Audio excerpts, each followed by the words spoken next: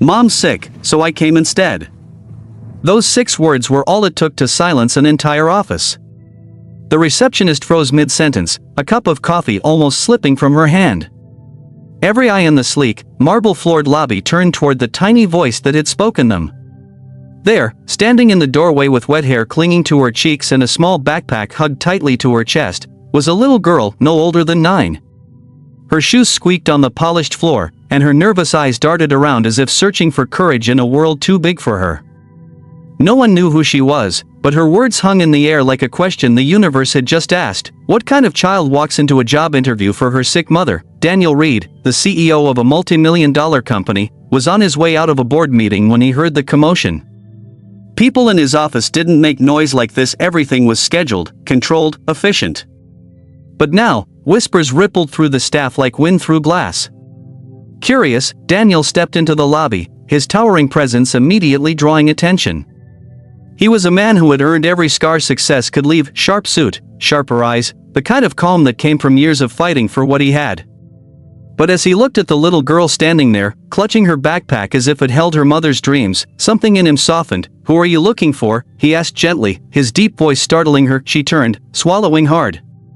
"Mr. Reed," she said, almost whispering. "That's you, right?" He nodded slowly. "Yes, I'm Mr. Reed." "My mom was supposed to meet you today," she said, her voice trembling but brave. "But she's sick. She told me never to miss something important, so I came instead." Daniel blinked, unsure if he'd heard right. Around them, his assistants and staff exchanged awkward glances. He crouched down so his eyes met hers. "What's your name?" "Anna," she said, clutching her bag tighter. "Anna Miller." Recognition flashed in his mind. Emma Miller. That was the woman scheduled for an interview that morning, a single mother, strong resume, years of experience despite obvious hardship. He'd seen her file and marked it as potential.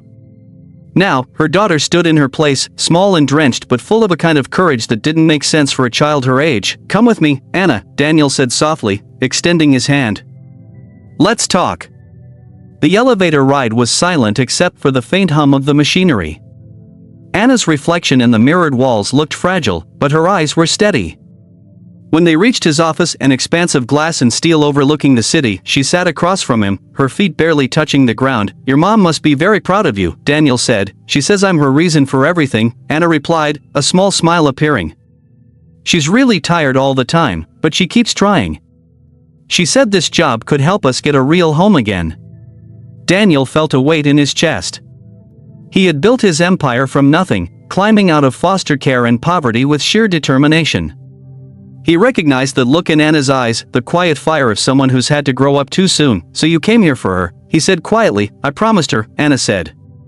"She told me, Anna, don't ever be afraid to speak for what matters." "I didn't know what else to do. She wanted this so bad. So I thought maybe if I told you about her, you'd understand." Daniel sat back, watching her. The innocence in her tone collided painfully with the depth of her words. This wasn't just a child, it was a reflection of every struggle, every sacrifice he had once made to survive. "All right," he said after a pause. "Tell me about your mom." And she did. She told him about the nights Emma stayed up late sewing clothes for neighbors just to afford school supplies. About how she always smiled even when their lights got cut off. About how she made pancakes on birthdays even when there wasn't enough flour. By the time Anna finished, Daniel wasn't looking at a resume anymore. He was looking at a story of love, strength, and sacrifice that no college degree could measure. He leaned forward, his voice quiet. "Anna, tell your mom that when she's better, she doesn't need to come for another interview. She already has the job." Anna blinked in disbelief. "Really?" He smiled faintly. "Really? You showed up for her when she couldn't. That's what real dedication looks like." When Anna left that day, Daniel stood at the window long after she was gone, the rain washing against the glass. Somewhere deep inside, something had shifted, a reminder that success wasn't about numbers and titles, but about humanity. Days later, Emma Miller came to his office, pale and nervous but filled with gratitude. "Mr. Reed," she said softly, her eyes wet. "I don't know what my daughter told you, but thank you. Daniel shook his head. You don't owe me thanks. You raised a little girl who taught this entire company what loyalty means. From that day on, Emma worked for the company with quiet excellence. Her warmth transformed the workplace, and her daughter became something of a legend, the little girl who showed up for her mom. Years passed. Daniel watched from a distance as Emma's life changed for the better. But what truly stayed with him was Anna's courage. She had unknowingly reignited a part of him he had buried under years of business deals and board meetings, the part that remembered why he'd built his company in the first place. One afternoon, nearly a decade later, Daniel received a letter.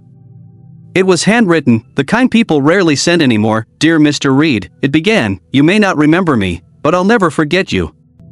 I'm graduating high school next month. My mom's doing great, and she says it all started with the day I walked into your office. I just wanted to say thank you for believing in her, and for reminding me that even little voices can make a big difference. Love, Anna.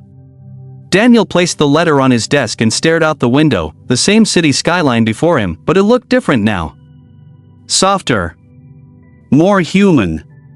He smiled quietly, feeling the kind of peace he hadn't felt in years, because sometimes, the smallest act, a child showing up when her mother couldn't, has the power to move mountains, and sometimes, the most powerful thing in the world isn't wealth, or power, or fame. It's love. The kind that keeps promises, even when the world seems too big for you.